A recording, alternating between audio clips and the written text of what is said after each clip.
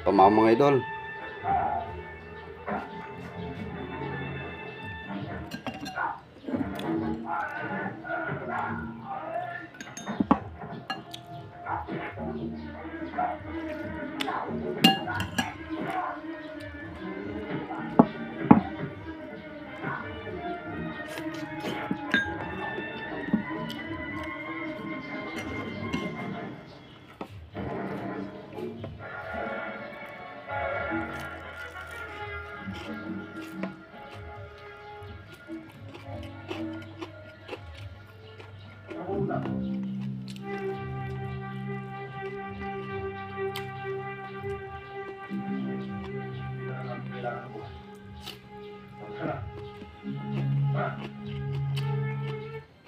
Maraming salamat sa iyo sa pagkakaligtas mo sa akin.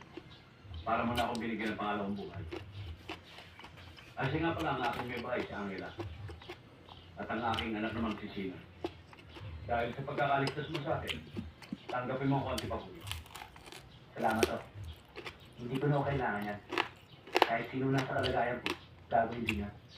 Hindi na usong bayani ngayon. Kulang ang kotse mo, magbabayad ka.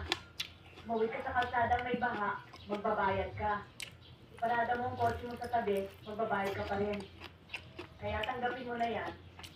Baka kung kanino pa mapunta. Kung yun lang ang habol ko, matagal ko nakisinig. Alam ko naman hinahanap niyo. Oh.